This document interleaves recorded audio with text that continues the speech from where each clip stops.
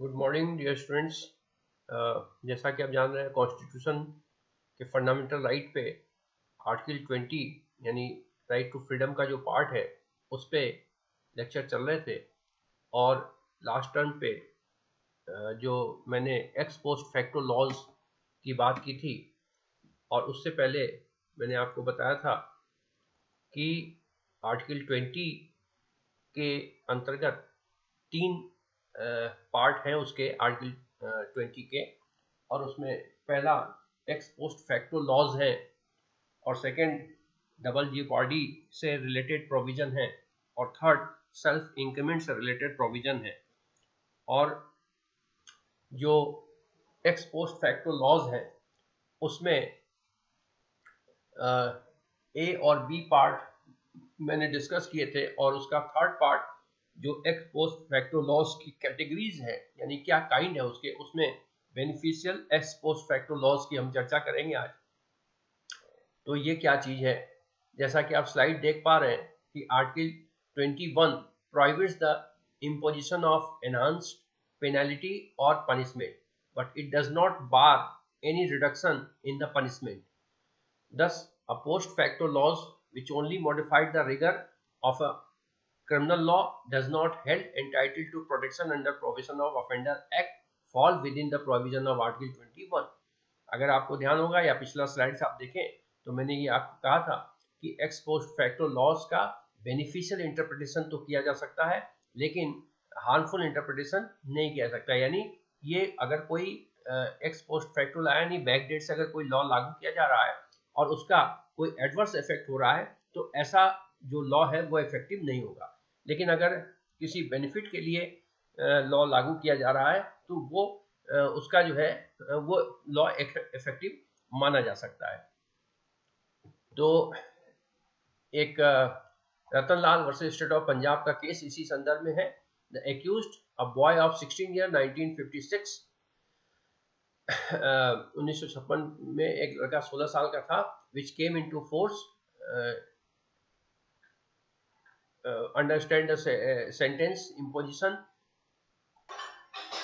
हाँ, जैसा कि मैं कह रहा था कि एक्स पोस्ट फैक्टो लॉज के बारे में इंटरप्रिटेशन ये है कि उसका कभी भी रेट्रोस्कोपी इफेक्ट नहीं पड़ना चाहिए। यानी जब ऑफेंस किया गया उस ऑफेंस के लिए अगर बाद में कोई लॉ लाया गया तो उस बाद में लाए गए लॉ के अंतर्गत पहले वाले किए गए कार्य के लिए कभी भी उसे सजा नहीं दी जा सकती, जो कि जब किया गया तब ऐसा कोई अधिनियम या कानून नहीं था। तो इसी संबंध में Ratanlal versus state of Punjab का एक बड़ा इंपॉर्टेंट केस आया कि क्या, और इसके साथ साथ ये भी बताया था कि बेनिफिशियल इंटरप्रिटेशन किया जा सकता है। तो Ratanlal versus state of Punjab के केस इसलिए इंपॉर्टेंट है कि कोर्ट के सामने ये डिटर्मिनेशन के लिए पॉइंट आया कि क्या सजा में किसी तरह का छूट या कोई प्रोटेक्शन दिया जा सकता है क्या। तो यहाँ पर एक 16 साल का लड़का था जिसने कि एक protection of under the protection of offenders act 1958 के अंतर्गत एंटाइटल्ड था वो प्रोविजन पाने के लिए। और ये एक्ट जो है वो आया जब तो उसके अंतर्गत उसकी सजा हो चुकी थी, ठीक है, which came into force while he was undergoing the sentence of imprisonment. तो वह जो है उसके लिए कारागार की सजा उसके लिए घोषित की जा चुकी थी। और उस वक्त ये कानून जब आया तो इसमें ये कहा गया कि a person below the age of 21 years should not ordinarily be sentence to imprisonment. तो 21 साल से कम की अगर उसकी उम्र है तो उसको सजा का प्रावधान नहीं किया जा सकता, जबकि उसकी उम्र 16 साल थी। हालांकि जब ये एक्ट लागू था, जिस एक्ट के अंतर्गत उसने ऑफेंस किया, उस वक्त इसमें 21 साल का प्रावधान नहीं था। तो ऐसे कंडीशन में उसने कहा कि भाई हमें जो है इसका बेनिफिट्स मिलना चाहिए। तो यहाँ पर कोर्ट का क्या जजमेंट रहा ये आप देख सकते हैं कि however it is ruled that a penal statute modifying the rigor of law एक तरह से would be prospective। तो जो लॉ का प्रभाव है जिसका कि गंभीर प्रभाव पड़ता है वो हमेशा प्रोस्पेक्टिव ही लागू होगा, यानी रेट्रोस्कोपी लागू नहीं होगा। And the person could be punished for the offence committed by him in accordance with law.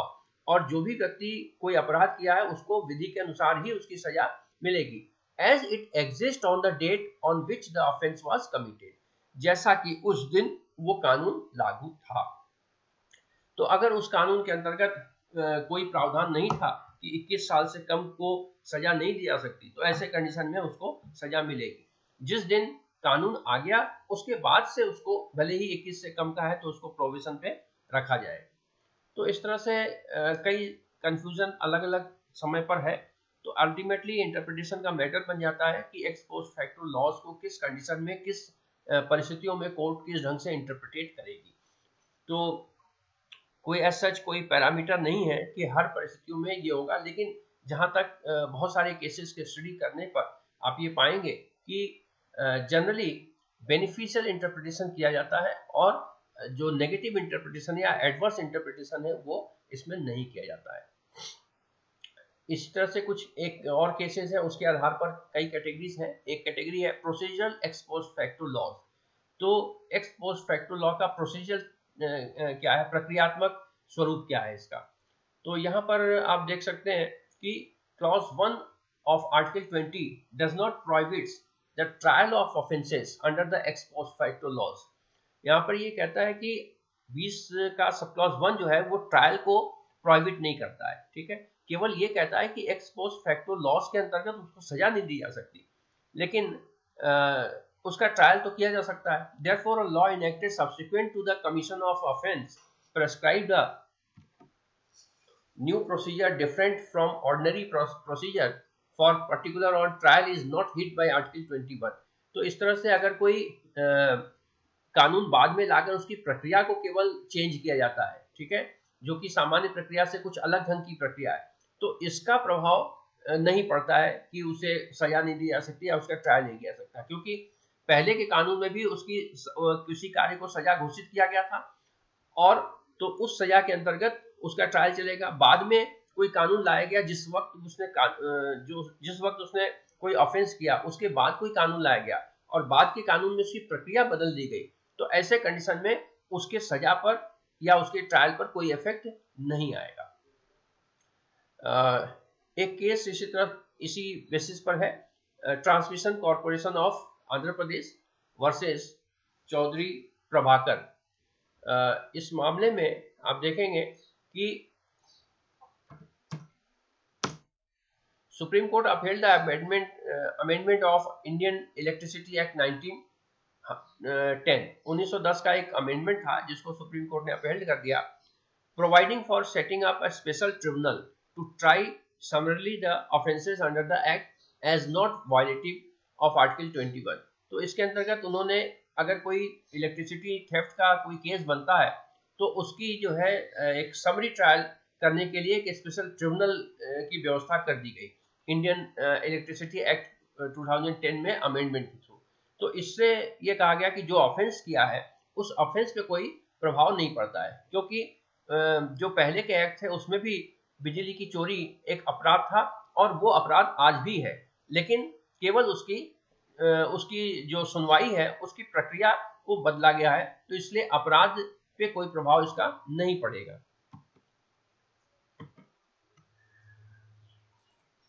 इसी तरह से एक और स्टेटस है कि imposition of civil liability retrospectively not bad, यानी कि जो सिविल लाइबिलिटी की इम्पोजिशन है, सिविल लाइबिलिटी का जो दायित्व है वो अगर पुराने समय से लागू किया जाता है तो उसको नहीं रोकती 20 sub clause 1। The term penalty in Article 20 sub clause 1 indicates that the prohibition contained therein applies only where punishment imposed for offences is criminal in nature। ये क्या कहता है कि आर्टिकल 21 जो है केवल उन चीजों पर प्रोहिबिशन लगाता है जहां पर कि कोई बाद में कानून लाकर और कोई अपराध की सजा दी जाती है।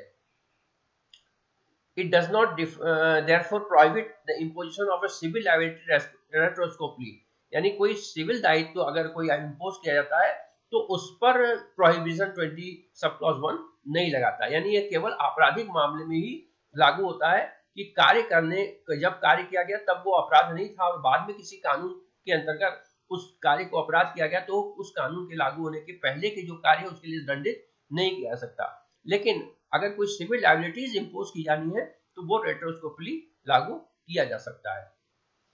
एक केस जैसा कि आप देख रहे हैं, ये है हेल्साइजिंग manufacturing company versus union of India. An act, इसमें मैटर क्या था कि an act passed in June 1957, June 1957 में एक जो है अधिनियम पारित किया गया, imposed on the employers closing their undertakings a liability to pay compensation to their employees with effect from November 28, 1956। यानी अगर कोई अंडरटेकिंग है, अंडरटेकिंग का मतलब कोई उपक्रम है और वो उपक्रम जो है बंद होने वाला है, तो उसके ऊपर ये लायबिलिटीज है कि वो अपने एम्प्लॉइज को कंपनसेशन पे करेगा, मुआवजा देगा। और कब से देगा? ये लागू होगा 28 नवंबर 1956 से, जबकि एक्ट कब आ रहा है? जून 1957 में। तो चूंकि ये कोई अपराध की सजा नहीं दे रहा है या कोई कार्य को अपराध घोषित नहीं कर रहा है, केवल सिविल लिबर्टीज इंपोज कर रहा है, तो इसलिए कोर्ट इसको वैलिड डिक्लेयर करती है।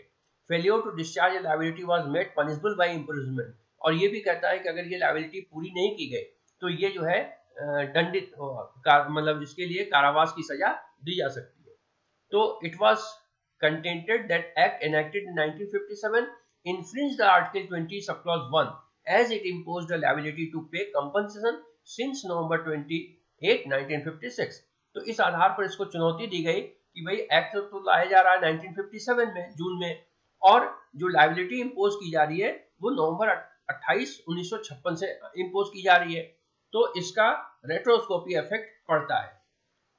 And made the non payment of compensation punishable retrospectively, और साथ में अगर पेमेंट नहीं किया जाता है कंपनसेशन का तो ये जो है उसको पनिशेबल भी बनाता है। तो ऐसे कंडीशन में ये बैक डेट से पनिशमेंट देने की प्रभाव रखता है। The Supreme Court upheld the constitutionality of the impugned act and held that the liability imposed was a civil liability, and since the failure or to discharge a civil liability was not an offense, तो court ने इसको आधा तक तो इसका part valid declare किया और आधे को इनवैलिड डिक्लेयर किया। यानी जहां तक सिविल लायबिलिटीज इंपोज की जाती है इस एक्ट के अंतर्गत, वहां तक तो सुप्रीम कोर्ट ने कहा कि ये वैलिड है, लेकिन जहां पर इसको अपराध घोषित किया गया वहां पर इसको इनवैलिड डिक्लेयर कर दिया गया, क्योंकि कोई भी एक्स पोस्ट फैक्टो लॉस के अंतर्गत आप रेट्रोस्कोपली ऑफेंस डिक्लेयर नहीं कर सकते। तो यहां पर जहां तक सिविल लायबिलिटीज की बात है वहां पर कोर्ट ने कहा कि article 21 would have no application, तो ऑफेंस के मामले में नॉट एन ऑफेंस, तो लायबिलिटी वाज नॉट, तो जहां पे ऑफेंस डिक्लेयर किया था कोर्ट एक्ट के अंतर्गत उसको कोर्ट ने मानने से इनकार कर दिया कि 21 के अंतर्गत ऑफेंस डिक्लेयर नहीं किया जा सकता बैकडेट से। Likewise, a penalty levied under a tax law being quasi-criminal in nature, a law of irrigation, a civil law, case of preventive detention, or continuing offences do not come within the prohibition of Article 21। इसी तरह से ये कहा गया कि इन सब तरह के जो कुछ के मामले हैं, जैसे कि इरिगेशन लॉ है या फिर सिविल लॉ है या प्रिवेंटिव डिटेंशन के मामले हैं, इन पर 20 सब क्लॉज 1 जो है लागू नहीं होता है। तो इस तरह से बड़ा क्लियर व्यू कोर्ट का था।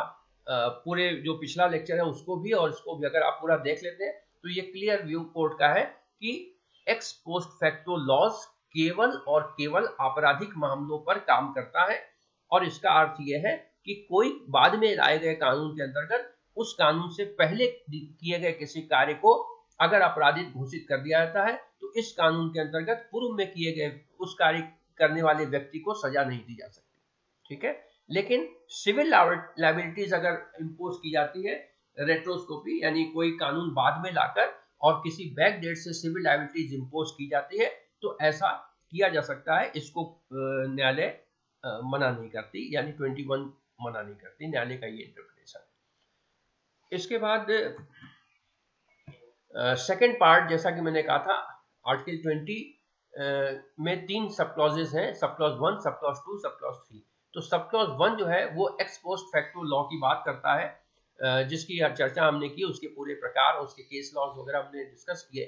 इसका जो सेकंड पार्ट है वो है डबल जेओपार्डी। डबल जेओपार्डी का मतलब क्या होता है, पहले तो आप ये समझिए। डबल जेओपार्डी का मतलब होता है दोहरा दंड, यानी एक ही अपराध के लिए 2 बार दंड नहीं दिया जा सकता। ठीक है, तो इसके डिटेल प्रोविजन क्या है ये हम देखेंगे नेक्स्ट लेक्चर में। Okay, all the best, thank you.